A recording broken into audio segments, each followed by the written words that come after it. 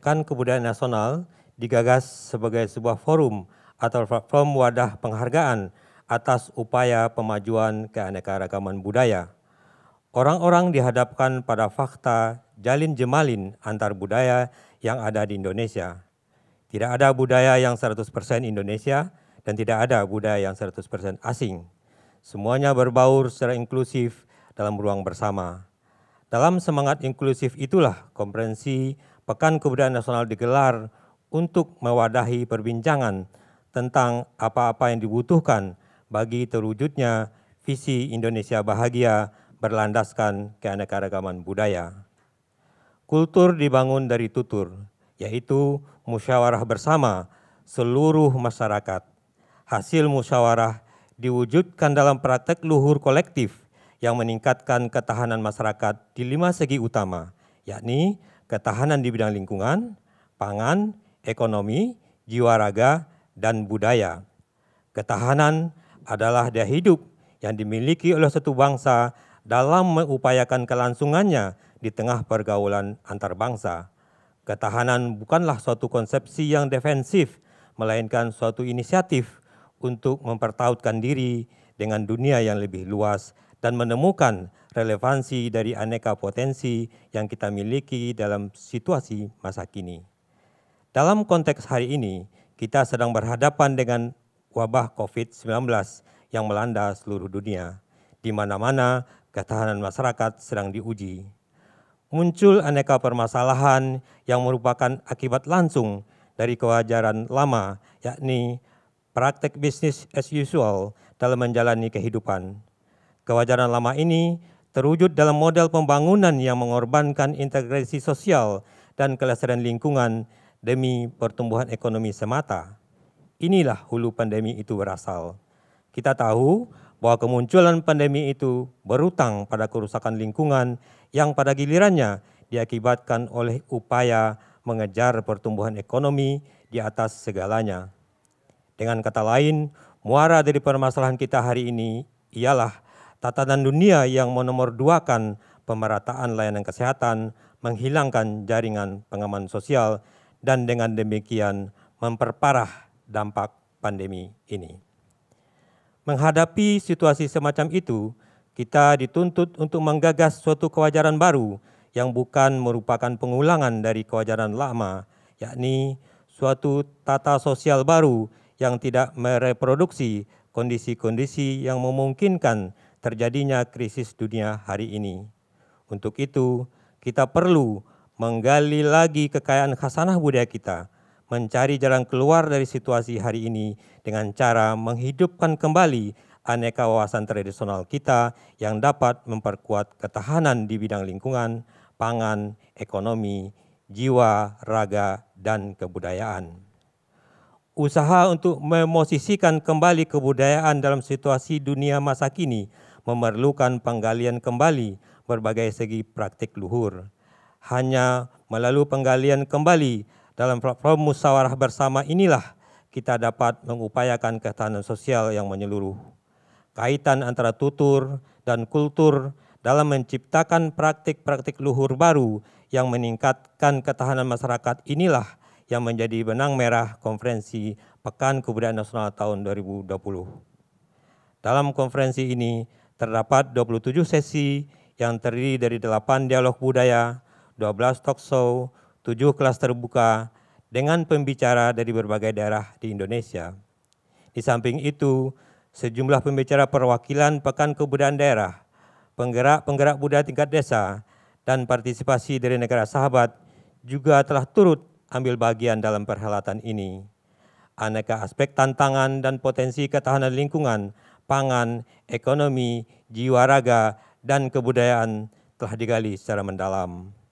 Akhirnya, tiba waktunya untuk mengonsolidasikan aneka gagasan tersebut ke dalam sebuah rumusan bersama yang memberi arah pengelolaan kebudayaan kita memasuki era kewajaran baru. Untuk itu, saya selaku Koordinator Bidang Konferensi Pekan Kebudayaan Nasional tahun 2020 mempersilakan tim perumus untuk naik ke atas panggung. Yang pertama, kami panggil Ibu Nungki Kusumastuti.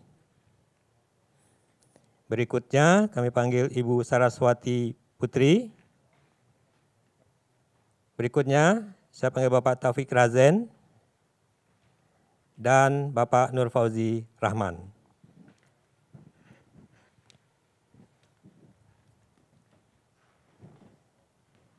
Dan selanjutnya perumusan akan dibacakan oleh Bapak Nur Fauzi Rahman.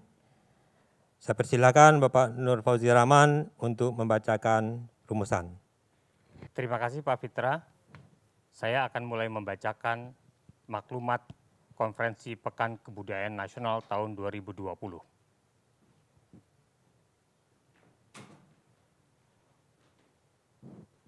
Maklumat Konferensi Pekan Kebudayaan Nasional tahun 2020 menganyam keselarasan raya. Dasar pijakan. Saat ini kita hidup di zaman pagebluk pandemi COVID-19. Virus yang berasal dari hewan dan tidak terlihat mata menjadi kekuatan revolusioner pengubah kehidupan, pembentuk rasa takut akan sakit dan kematian. Selain itu, perkembangan teknologi saat ini telah membuat warga hidup dalam budaya layar. Sebagian besar waktu hidup kita, termasuk para pemuda-pemudi, remaja dan anak-anak, telah diisi dengan mengkonsumsi informasi dan tontonan yang melimpah ruah dan bekerja secara virtual sehingga bisa berperilaku kecanduan.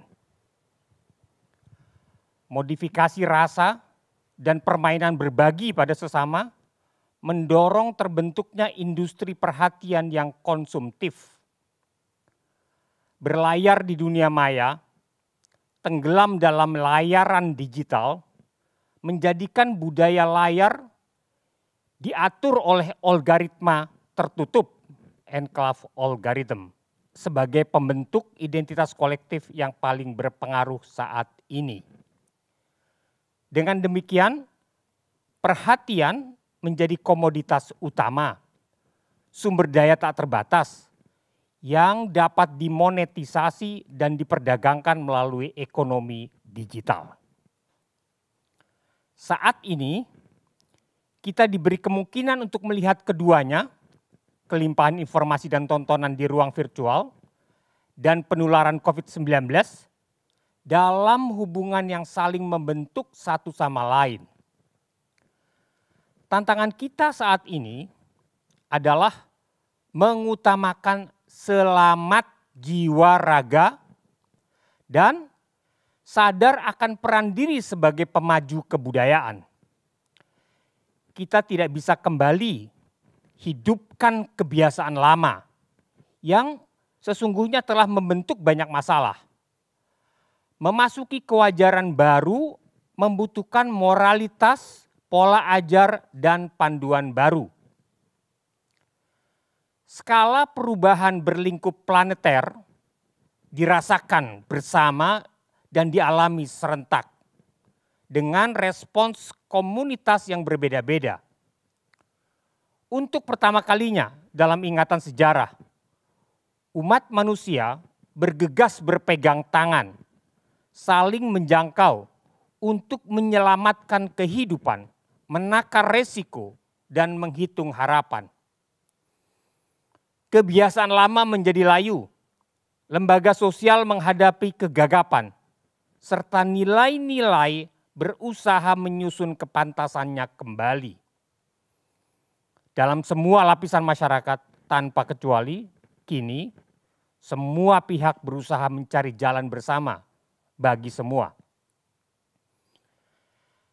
Dalam suasana batin inilah Pekan Kebudayaan Nasional 2020 diselenggarakan dengan mengambil tema Ruang Bersama Indonesia Bahagia. Melalui konferensi yang menggelar serangkaian refleksi, pidato, dialog, dan percakapan, 59 narasumber dan pelaku budaya berbagi pengalaman dan pandangan.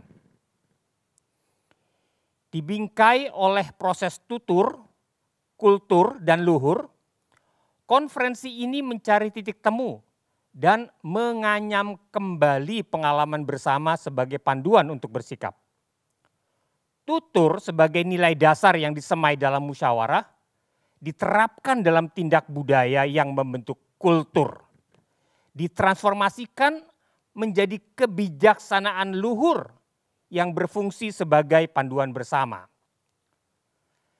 Dalam upaya menganyam keselarasan raya ini, konferensi ini merumuskan serat kesadaran, mindscape yang saling berhubungan satu dengan yang lain dan membentuk 5 benih kesadaran baru. 1. Pandangan dunia dan bangkitnya akal budi.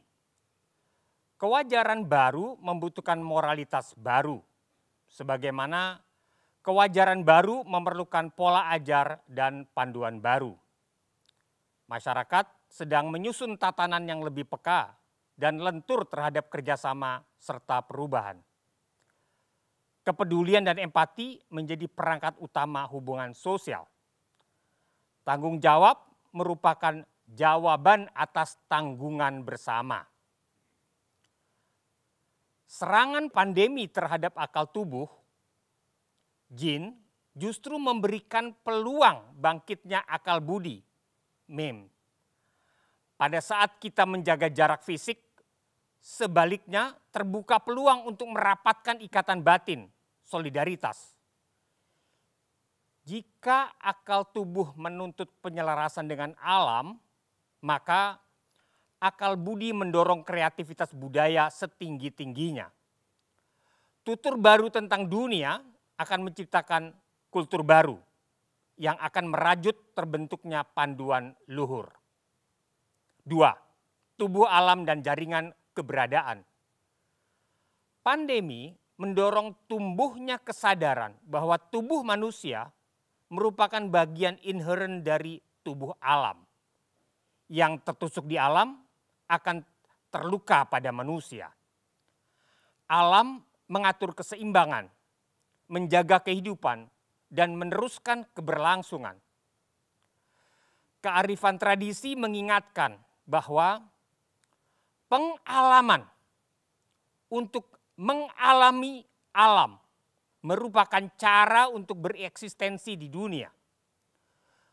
Tubuh alam adalah jaringan keberadaan.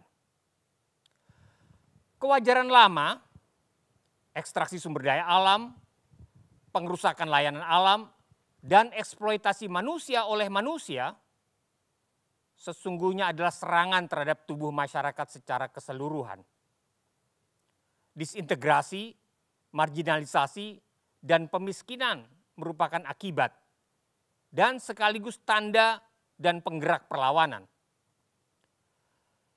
Kearifan tradisi mengatakan kita akan dimiliki oleh apa yang kita miliki, dimakan oleh apa yang kita makan, dihabisi oleh apa yang kita habiskan. Kearifanlah yang menandai jaringan keberadaan ini. Merawat alam berarti meruat tubuh masyarakat, memulihkan relasi dengan keberadaan. 3. Ekonomi perawatan kehidupan. Untuk memuliakan kehidupan, ekonomi hendaknya berpihak, dikelola dan dilandasi oleh kebahagiaan hidup manusia, human well-being, sebagai tujuan dan cara pencapaian. Kehidupan manusia yang konkretlah sebagai subjek, ukuran, sasaran, dan cara. Kebahagiaan menjadi tujuan utama dari penyelenggaraan pemerintahan bersama dengan keadilan sosial bagi seluruh rakyat Indonesia. Ekonomi perawatan kehidupan mendapatkan maknanya yang baru di tengah sakitnya industri ekstraktif, konsesi-konsesi skala besar, industri penghasil pencemaran, dan lainnya yang sebelumnya dianggap pemacu pertumbuhan ekonomi. Skema-skema ekonomi sirkular yang bersifat organis dan berkelanjutan harus dikembangkan bersama skema-skema ekonomi pengetahuan yang bersandar pada jaringan kreatif koperasi rakyat di kampung-kampung, desa, dan kota. 4. Politik makanan dan selera. Saatnya sekarang dan masa yang akan datang, kita menyelamatkan warisan layanan ekologis alam dan budaya leluhur berupa cara-cara memproduksi dan mengkonsumsi makanan-makanan lokal di seantero Nusantara. Pengetahuan dan kearifan adat dan lokal harus dilestarikan, dikodifikasi, dokumentasi, dan diwariskan ke dan dimodifikasi untuk generasi berikutnya yang menjadi penentu karakter bangsa Indonesia di masa mendatang.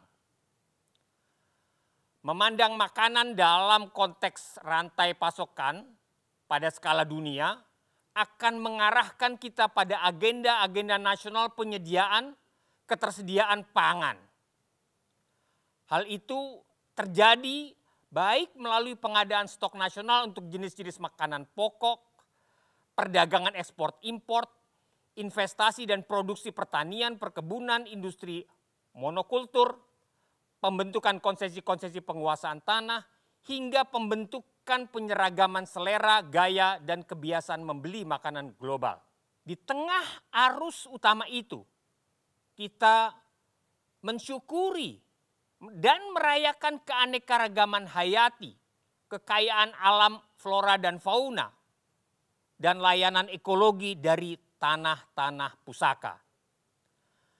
Semua itu memungkinkan para pemasak di dapur-dapur keluarga dan komunitas menghasilkan makanan lokal yang mencukupi, bergizi, dan menjadi kebanggaan nasional seperti rendang. Rendang telah menjadi warisan budaya tak benda Indonesia dan penanda dalam diplomasi internasional. Politik rasa menjadi langgam baru dalam identitas antar bangsa. Revolusi kuliner yang kini menjamah daerah di seluruh Nusantara sesungguhnya dibayangi oleh kemegahan leluhur yang dirintis melalui jalur rempah. 5. Bangunlah jiwanya, bangunlah badannya. Dalam jiwa yang sehat dan badan yang bugarlah terletak ketahanan bangsa. Mensana en corpore sano. Moto yang menggugah ini merupakan syarat untuk mencapai Indonesia bahagia. Dengan demikian, marilah kita mendoa adalah kalimat aktif dan mencerminkan tindakan. Doa berarti tindakan kreatif, berdaya cipta, peduli, bela rasa, perhatian, dan membangun ikatan batin. Doa adalah tindak menggotong dan meroyong. Doa adalah tindak budaya gotong royong. Untuk selanjutnya, saya akan mengundang Saraswati untuk membacakan perumusan bagian sikap kebudayaan.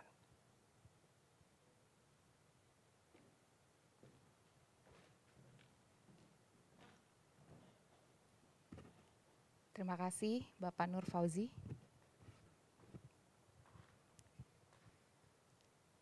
Sikap kebudayaan kita.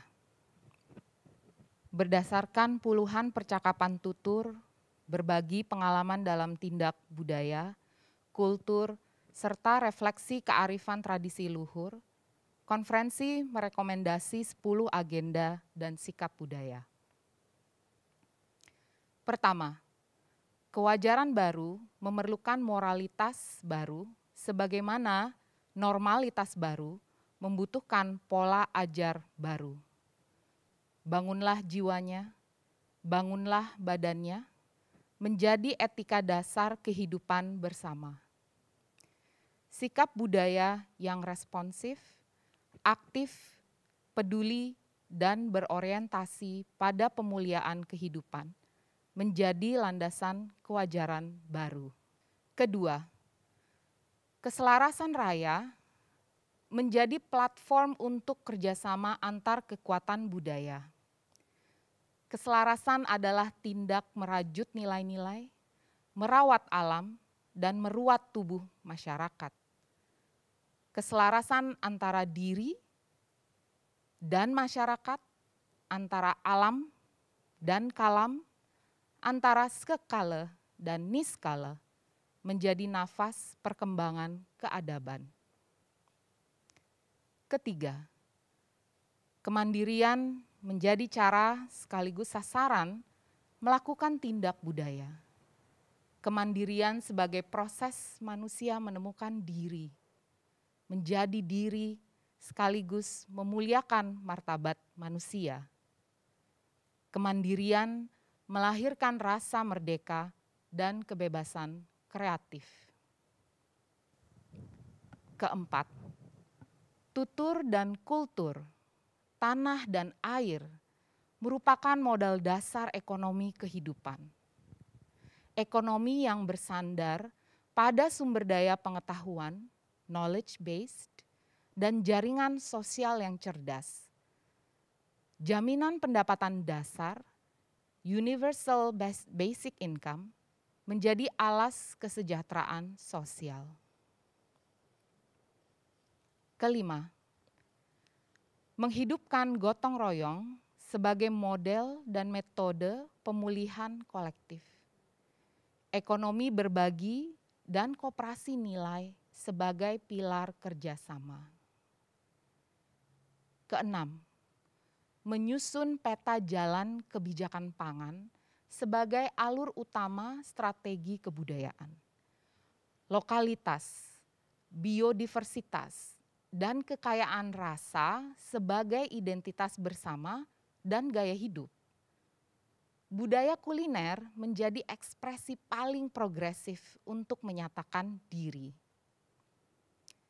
Ketujuh, berbagai rintisan dalam budaya kaum muda yang menjalar serentak dalam pemberontakan kreatif, Biennale Bank Sampah, diet tanpa plastik, musik indie, gerakan berkebun, menganyam alam, aksara kuno kini, bahan pangan lokal, kebangkitan arsitektur dan desain Nusantara, seluruhnya menjadi kompas dan jejak masa depan.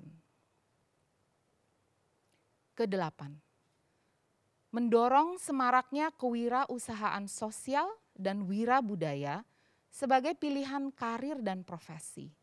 Membangun platform bagi industri kreatif dan ekonomi kehidupan. Kesembilan, pandemi membuka hubungan baru antara budaya desa dan kota, melebur kesadaran ruang dan ruang kesadaran.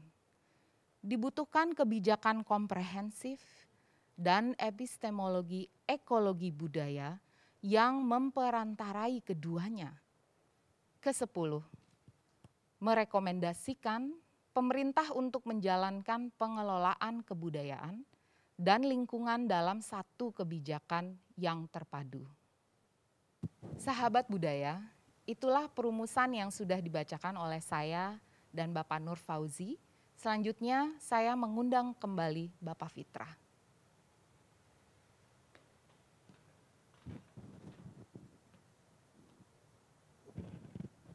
Terima kasih Mbak Saras dan Bapak Nur Fauzi. Untuk menutup acara, saya ingin mengundang kembali para perumus lainnya untuk ke atas panggung.